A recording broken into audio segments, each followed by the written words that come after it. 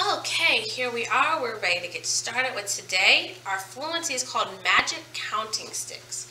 And so that is your fingers. So this is 10 ones, and this is a group of 10. So thinking about that and putting in your mind, so when I see this number 13, I know there's this many, and I can put them in my head, and I can count the remaining. So separating numbers into tens and ones. So if I tried to show 13 with my fingers, how many invisible ones would I need? 3. I'd have a group of 10 and 3 ones. Good. So I'm going to show you the other teen numbers as a hint, and you're going to use that information to tell me how many magic invisible fingers you would need to make, because you only get 10. You only got 10 fingers. So how many magic invisible fingers do you need to make this number? 9. Look. There is a group of 10 and 9 ones. Excellent. What about, so that's 19. How about 12? How many magic invisible fingers would you need? 2. You would need 2. What about now? In the number 11, you would need 1 magic finger. Good. 1 magic invisible counting finger. And what about this number? See, look, it is a group of 10 and 5 ones. Make the number 15. So we have 10 fingers. We need how many invisible fingers to add on? 5. Excellent. Good. 8. See what's happening here? 6. Good. 4. 7. And no ones. That's all of them. Good job. Okay, we are sufficiently warmed up now. We're ready to get started. We're going to do our application problem in our Learn book on page number 17. I want to read to you. It says, Sue is writing the number 34 on a place value chart. So what did I already use and it looks like I'm going to need again? Your place value chart. It would be a good idea to have it. She cannot remember if she has 4 tens and 3 ones or 3 tens and 4 ones. Use a place value chart to show how many tens and ones are in 34. Use a drawing and words to explain this to Sue. So, this is my suggestion to you, and I'm going to show you what I suggest. Opening this book, up to this page.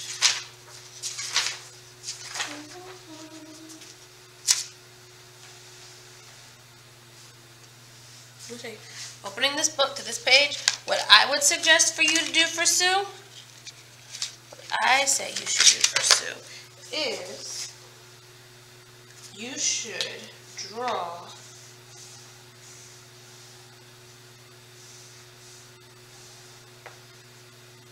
tens, ones,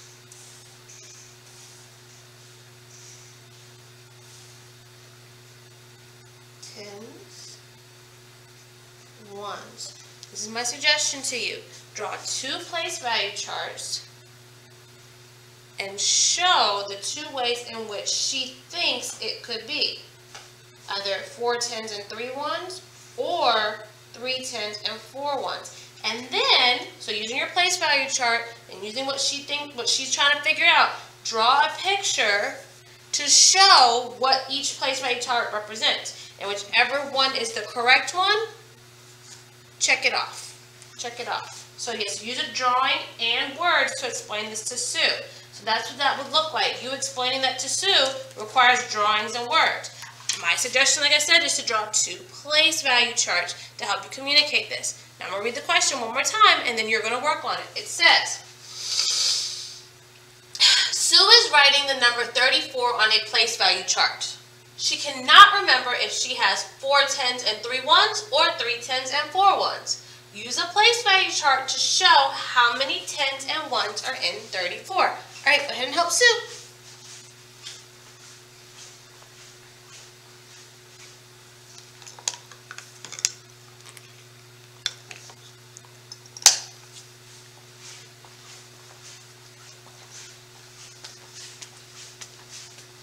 Okay, excellent, excellent. So, using the strategy we discussed and the double place value chart, this is what I came up with. I completed one place value chart with 4 tens and 3 ones, and then I drew a picture, and I wrote that as a standard number. Okay, 4 10s, 4 and 3 1s. 1, 2, 3. Well, when I put those digits beside each other and I build a standard number, that's 43. That's not what we're looking for. Let's try 3 10s and 4 1s. 3 10s and 4 1s. And I draw my picture.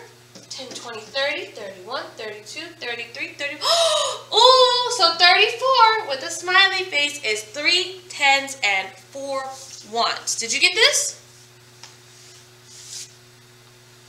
Okay. Well, we all have it now, so yay. So we're going to go ahead and we're going to think about this number specifically, 34. So here we have pictured with fingers clasped together, and anytime we see bundles up, we know that that represents a group of 10. So counting 10, 20, 30, 31, 32, 33, 34. Okay, cool, 34. So how many 10s and 1s make up 34? Well, pictured here, how many groups of 10s are there? 3 10s and 4 1s. Good. There are 4 1s, but let's think of this. How many 1s is the actual number 34 really made of? The way it's pictured and written, yes, 3 10s and 4 1s, but how many 1s are actually living inside the number 34?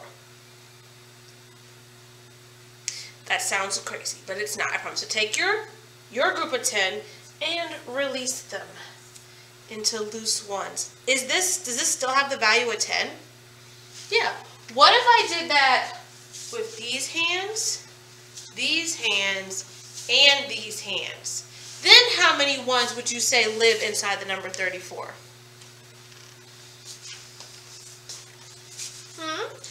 I would say that there are 34 1s. Look, you can count each individual. 1, 2, 3, 4, 5, 6, 7, 8, 9, 10, 11, 12, 13, 14, 15, 16, 17, 18.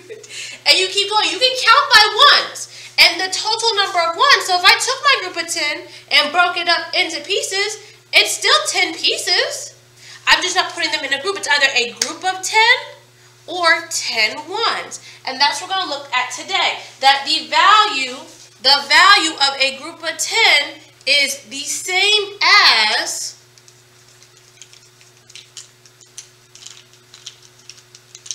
ten 1s. So what is in this hand actually matches what's in this hand.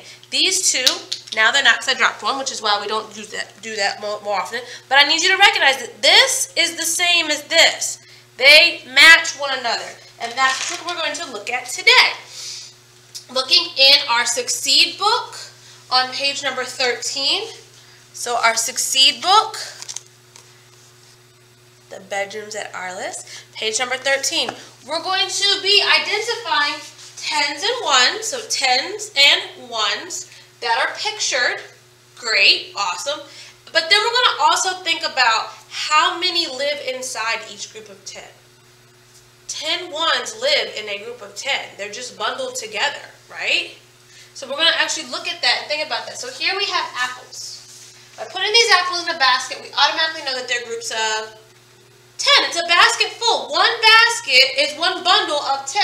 And how many bundles of apples, how many groups do we have? 2. And how many apples are all just without a crate, without a basket? 3. So within that 2 10s, in those 2 groups of 10, aren't there still 10 apples? Yeah, this is still 10 apples, and this is still 10 apples. And if I start to take them out, it's still going to be 10, which means 2 10s and 3 1s is the same as 23 1s. Because all the pieces can be broken down. Each group of 10 can be broken down into 1s. It can be broken down into 1s. Let's try another one. This one we have balloons. Pictured here, how many bundles or groups of 10 do we see? 3. Good job. And how many loose balloons are floating? 6. So, within each group of 10 balloons, there are still 10 balloons. So, 3 10s and 6 1s is the same as 36 1s. I can group them up or I can leave them loose. We just need to recognize that this 3 10s is 30. It's still 30 pieces. We just put them into nice, neat, organized groups to help us count. What about this bundle of straws?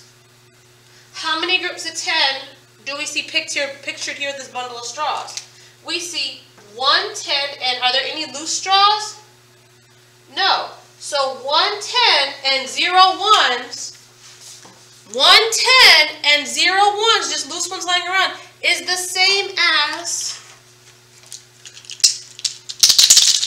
10 ones. Same number of pieces. The same number of pieces. 10 ones, good. What about here with cubes? What about here with cubes? Is the same rules? It is the same rules, good. How many groups of 10 are pictured here? 3, excellent. And how many loose cubes? How many ones? Okay, I'll count this time. 1, 2, 3, 4, 5, 6, 7, 8. So we are going to read this sentence as it is given. 3 tens, 8 ones is the same as, what is the value of 3 tens? What is 3 tens worth? 30. So 38. So it's the same as 38 ones. I could break these all down into itty bitty little pieces.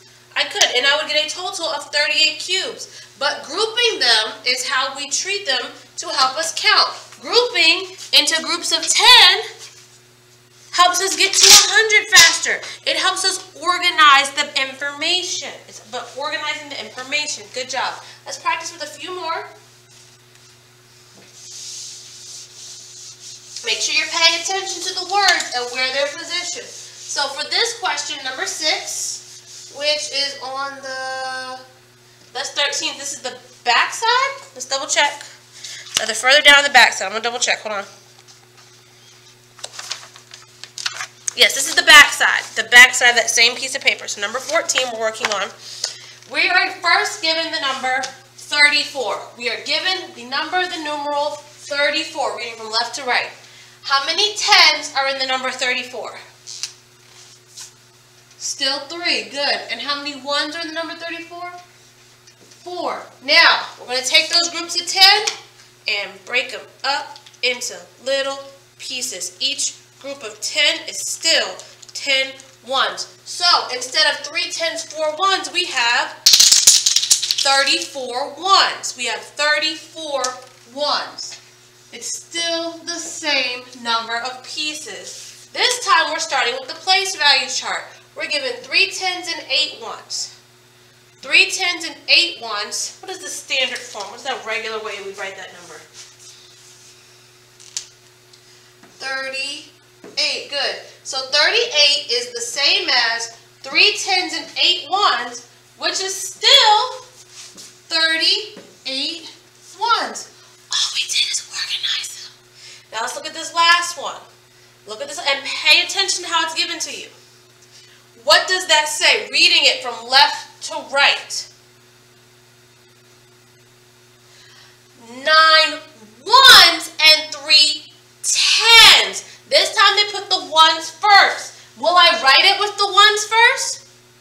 No, because if I write that and I write 93, that's not the right number. That would be 93. And seeing as it's bigger than 40 and we're only up to 40, that's a red flag. That's a cue like, whoa, something's wrong. I did something wrong. So when we're reading this, we see 9 ones and 3 tens.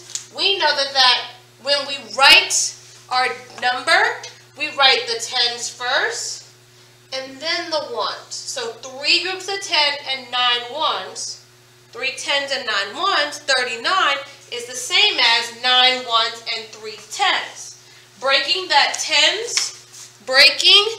group of 10, those 3 groups of 10 down into all the little pieces, we would say 3 tens and 9 ones is 39 ones. Is 39 ones. Whatever is within the group can be taken apart.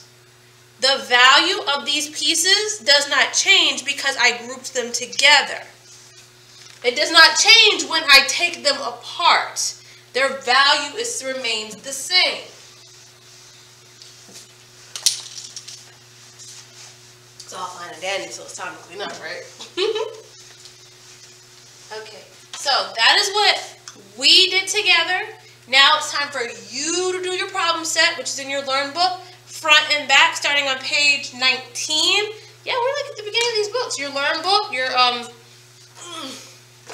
right here, page 19. Make sure you are doing your best and you're filling all the blanks and you're answering all the questions, keeping in mind, this is 10, this is 10. Show me 10. Show me 10. Same thing. If I repeat this, that's just more groups of 10. These still live in there. You're going to then complete your exit ticket, and this is how you turn in your work. I do have this split between 3 drawings so that you'll have room to complete your work. When you see that it says tap to start over, that we've learned is the signal that we've attempted everything. Make sure whenever you see submit, you are submitting something. And I'm going to let you go because I need to clean up my examples. All right, guys, that's all I have for today. I'll see you later. Bye.